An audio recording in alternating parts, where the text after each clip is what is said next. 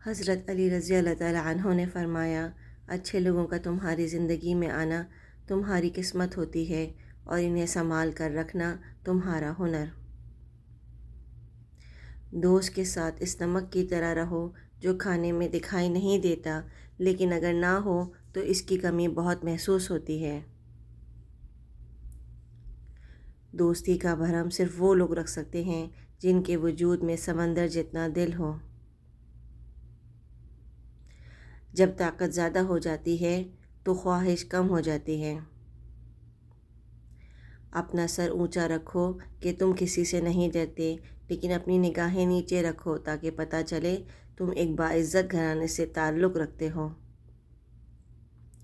کسی بے قصور پر بہتان لگانا یہ آسمانوں سے بھی زیادہ بھاری گناہ ہے۔ حضرت علی رضی اللہ تعالیٰ عنہ سے پوچھا گیا کہ انسان برا کب بنتا ہے؟ فرمایا، جب وہ اپنے آپ کو دوسروں سے اچھا سمجھنے لگے۔ ہمیشہ چھوٹی چھوٹی خوشیوں کا استقبال کیا کرو، کیونکہ انہی کے پیچھے محبتوں کا سیلاب ہوتا ہے۔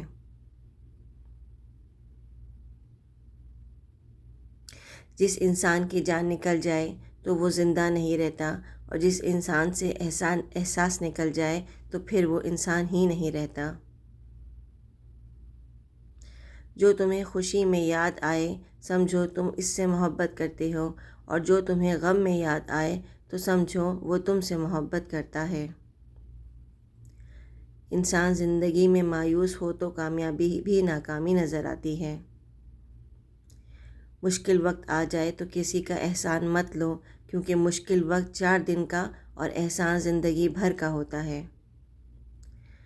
صرف 2 لوگ مقدر والے ہوتے ہیں، ایک وہ جنہیں وفادار دوست ملتا ہے، اور دوسرا وہ جن کے ساتھ ماں کی دعائیں ہوتی ہیں۔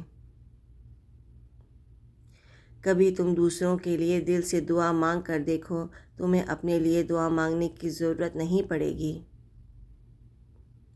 انسان کو اچھی سوچ پہ وہ انعام ملتا ہے جو اسے اچھے اعمال پہ بھی نہیں ملتا، کیونکہ سوچ میں دکھاوا نہیں ہوتا۔ ڈر ناکامی سے ملا ہوا ہے۔ ایسے شخص کو کبھی مت گنوانا جس کے دل میں تمہارے لیے محبت، فکر، عزت اور چاہت ہو۔ علم تمہیں راہ دکھاتا ہے اور عمل تمہیں مقصد تک پہنچا دیتا ہے۔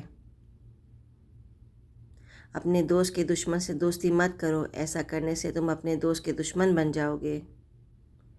جاہل نہ تو اپنی کمزوری کو سمجھتا، نہ تو نصیحت کرنے والوں کی باتوں کو قبول کرتا ہے۔ تمہارا بدترین دوست وہ ہے جو تمہیں غلط بات پر راضی کرے۔